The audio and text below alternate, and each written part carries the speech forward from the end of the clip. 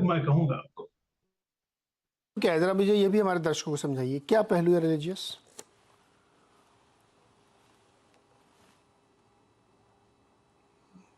मयंक जी, मैंने आपसे पूछा, ये जो आप कह रहे हैं कि एक रिलीजियस एंगल है, वो क्या एंगल है? रिलीजियस, क्योंकि क्रिश्चियन बिलीफ में अबॉर्शन और काउंटरसेप्शन के खिलाफ हैं।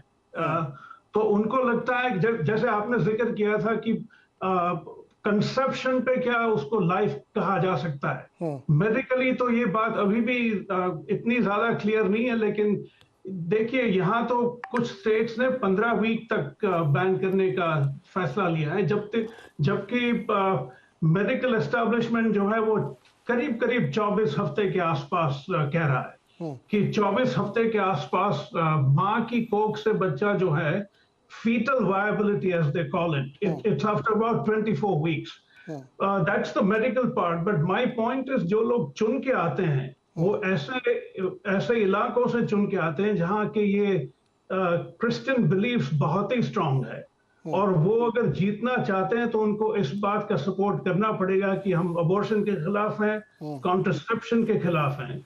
तो ये तो एक और से उभरता है रिलीजन से, लेकिन उसका जो रुख बदल के सियासत ही हो जाता है। जी, डॉक्टर रवि गोडसे, आपकी इस पे टिप्पणी क्या है कि जब हम अमेरिका की बात कर रहे हैं, इतने सारे लोग वहाँ विरोध कर, यहाँ पैनल में बैठा हुआ कोई आदमी ये नहीं कह रहा है कि ये फैसला वहाँ पे ठीक हुआ है, तो मगर मैं भारत के लोगों को माइनस भी कर दूं तब भी उसका रिप्रेजेंटेशन आप लोगों का यूएस का ज़्यादा है। आम मानस वहाँ है, जितने लोग खबरें रिपोर्ट पढ़ते हैं उनकी संख्या ज़्यादा दिखाई देती है, पता नहीं हो सकता मीडिया में ज़्यादा दिखती हो।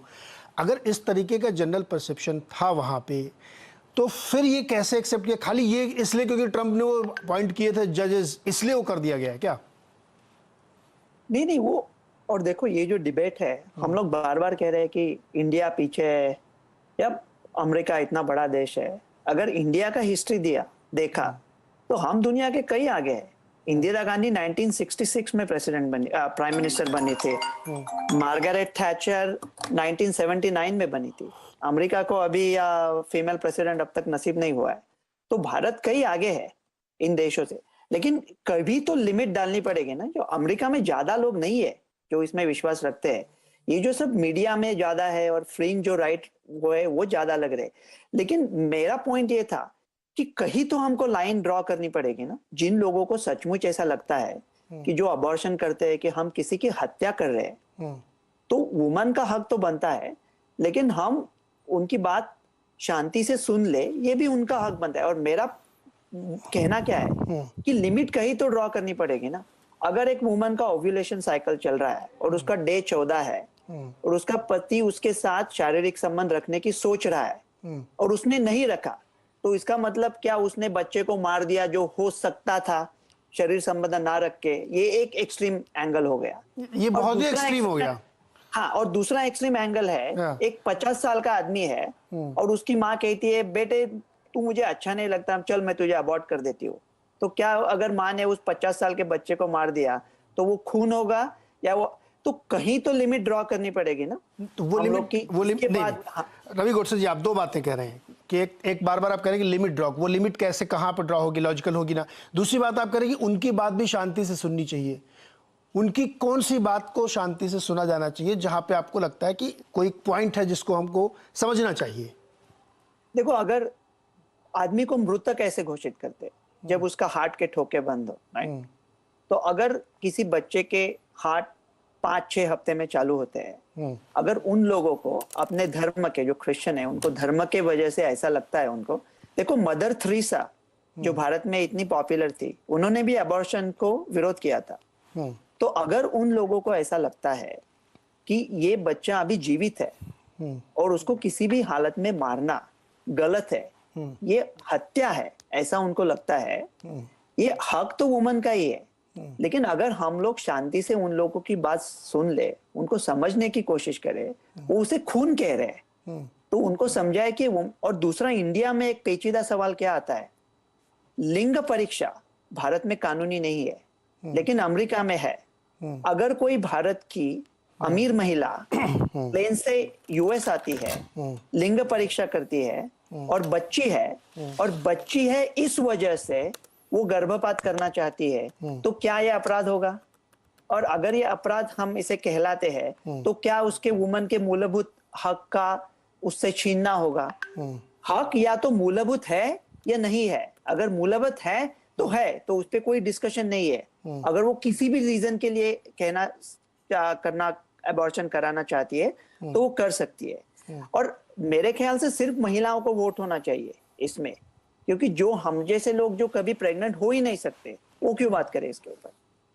वो क्यों बात करें इसमें? नेहा पंत जी हमारे साथ जुड़ गई हैं, अमेरिका में पत्रकार हैं। नेहा जी, ये पूरी जो अमेरिका में एक फैसले के बाद से बहस छिड़ी है, उसको हम समझने की कोशिश करें दोनों साइड से कि क्या लॉजिक दिए जा रहे हैं इस फैसले के पक्ष में जो लोग सेलिब्रेट कर रहे हैं और जो लोग इसका विरोध कर रहे हैं कि नहीं बिल्कुल नहीं होना चाहिए, पहले का फैसला नहीं पलटना चाहिए। आपने क्या ऑब्जर्व किया?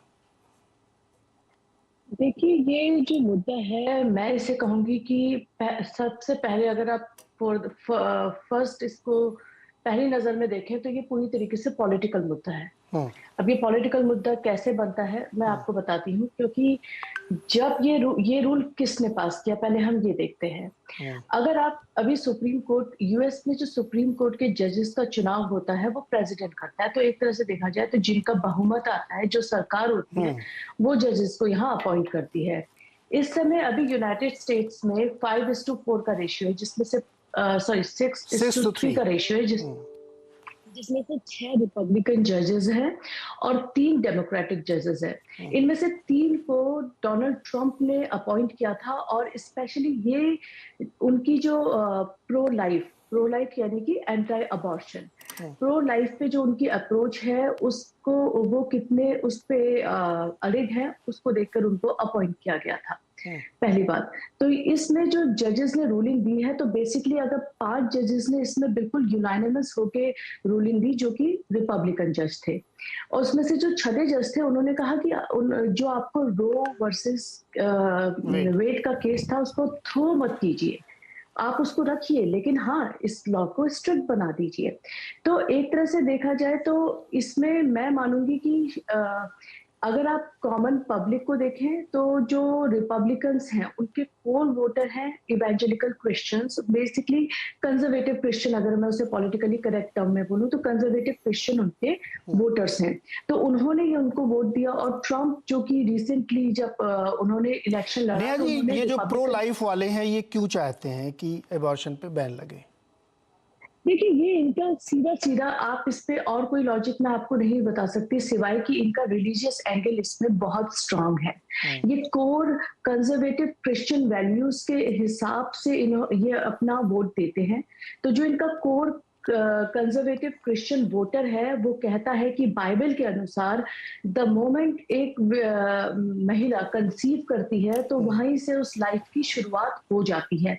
दूसरा, मैं आपको ये बताना चाहूंगी कि जो ये कंजर्वेटिव क्रिश्चियंस को अगर आप एक बार के लिए साइड में रख दे तो ऐसे भी कई लोग हैं जो फिलहाल जिस तरीके से प्लान पेरेंटहुड जिसे हम कहते हैं, एक अलग टर्म है, in accordance with the pro choice यानी कि जिनको ये फर्क नहीं पड़ता कि आप क्या करना चाहते हैं अपने अनबॉर्न बच्चे के साथ बिफोर द वाइबल पीरियड। तो वो लोग कहते हैं कि आप हमारा पैसा, एक बार मेरी टेक्सास में किसी महिला से बात हुई थी, तो मैं पहले टेक्सास में रहती थी जो रेड स्टेट है, तो उसने मुझसे कहा कि तुम मेरा पैसा क्यों ले रहे हो, तुम्हें करना है तो तुम मेरे पैसे से क्यों अबॉर्शन कर रहे हो, मैं अपने टैक्स पेयर की मनी, मेरा टैक्स का पैसा आप इसमें खर्च नहीं कर सकते। तो एक एंगल आप इसको भी ले सकते हैं, लेकिन पूरे मामले का लबो लुआब तो यही है कि इस